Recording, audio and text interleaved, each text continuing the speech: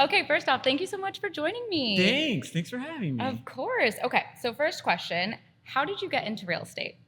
Oh, that like I feel like that question sort of evolves and sort of changes. Because like when you first get into it, a lot of people ask you how you got into whatever Of business course. you're in. And so then you start to like kind of make stuff up that you think maybe was what it is. Anyway, what I think is the story is I was living in New York and my wife and I moved out here during COVID and thought we would move to LA after COVID kind of settled down, and we realized, oh my God, San Diego's incredible. Why would anyone not live here? Right. And so while we were here too, we kept going to these different neighborhoods because I've never been here before. And like the real estate and the architecture and the like, this is a dumb word, but like the vibe in San Diego is so great that I was like, ooh, I gotta like kind of get mixed in with this a little bit and learn a little more about the community and a little bit more about like what goes on in San Diego. It's unlike a city I've never been in before.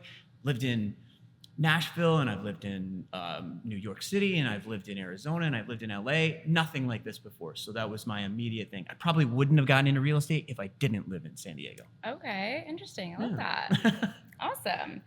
So before your real estate career and even now, you're an actor. So what lessons from acting have you found useful in your real estate business? Oh my gosh, that's a great question. Everything in acting relates to real estate. And there are times when like I'll get like a little frustrated or something with whatever's going on. Sure. And I have to like relay it back to kind of what I already know. You like make cold calls, you go on these appointments. It's the exact same thing as an audition. You meet different people and you have to try and sell a house. So you have to figure out how to market it and promote it and be there at these open houses and basically perform for everybody that like walks into these things. It's all extremely, extremely similar. In fact, if I'm smart, I will do my best to write a book for actors about real estate. It's exactly the same business. Interesting. Yeah, it's weird. Gotta let me know when you do that. I'll buy it. Oh, thanks. Of course. As an entrepreneur, I'm sure you've experienced your fair shares of ups and downs. What would be your advice for someone who's tried and failed in business time and time again? Ooh, Indi, you're so good at this. Oh, thank you.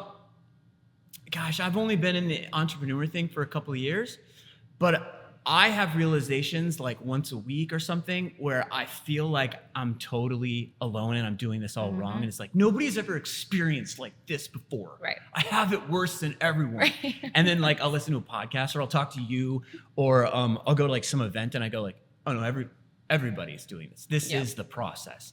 So I think like once you learn that you're not alone and someone else has done the exact same thing and it sucked for them too, it sort of like invigorates me a little bit and like makes me go like, oh my gosh, this is how it's supposed to be. Learn to embrace it. Yeah. Let's love it. I was listening to a book called Relentless Focus Solution. I'll give it like a B+ kind of book. Okay. I'm not like I don't love like a self-help book, but this kind of has that. But it constantly is telling you to like figure out ways that a problem is not a problem. There is a solution to everything. And if you can get into that mindset, you're way better off. Right. And I think I have to credit you as well, because when I give you a call and I have my frustrations, or when we went to lunch and we were both kind of hashing out the things that we were going through, it's helpful to know that you're not the only person going through this. For sure. And you're like so easy to talk to too, that like I'll always have like one of those like, all right, girl, let's hash it out. Yes, let's do it. Okay. So every time I see you, you have a smile on your face. Uh-oh. How do you stay motivated and maintain a positive outlook? Part of that, to be honest, is a fake it till you make it kind of thing. Sure. I guess this sort of goes back to the same thing. Finding a solution invigorates people, makes you feel a little bit better. You can only focus on one thought. And so if the thought you're focusing on is something negative, you're going to be an asshole. Right. You know what I mean? So yeah, I think that's kind of like, I just try to go like, there's got to be a solution. Yeah. Can't be that bad. I live in San Diego. Like I'm doing okay. Yeah, you know what absolutely. I mean? It becomes one of those like, what is it, a third world problem type of things. When you finally go like, yeah, this is a third world problem. Yeah, it's fine. First world. First world. I'm sorry. Yes. No. Thank you for. Yeah. Thank you for. First world problem. World. No, there are problems all over. Anyway. Yes. What personal values are most important to you, and how do you incorporate them into your business? Can I ask you the same question? Will you like? Can we do that kind of thing? Sure. How would you answer that? I would say I've learned recently to just stay true to myself and be kind to everyone.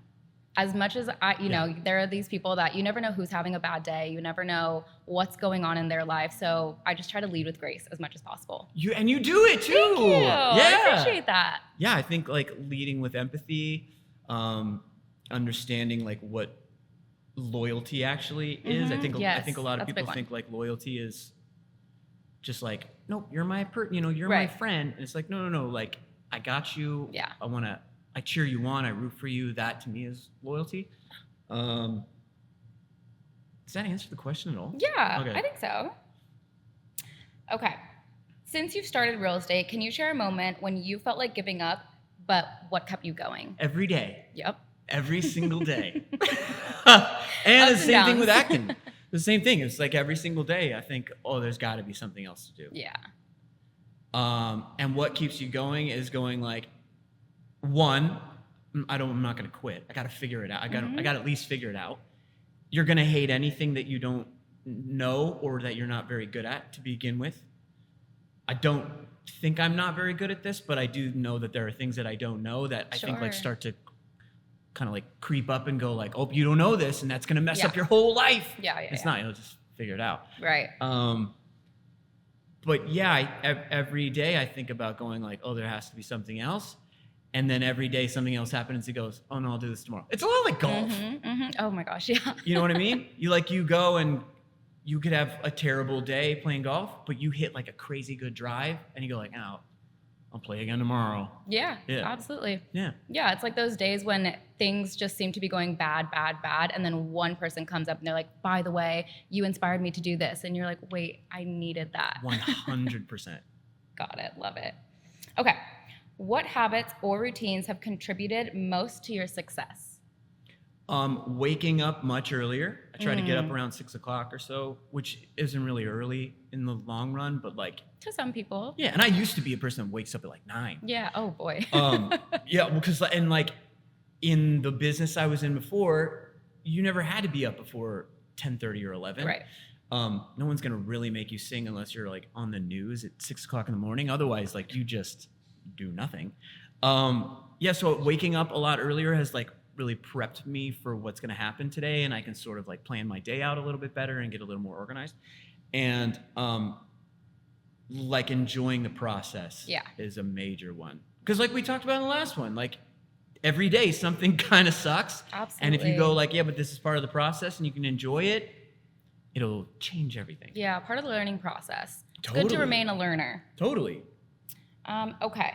What advice would you give to a new real estate agent looking to succeed in this industry? Everything is scary, and that's exactly how it's supposed to be. Yeah.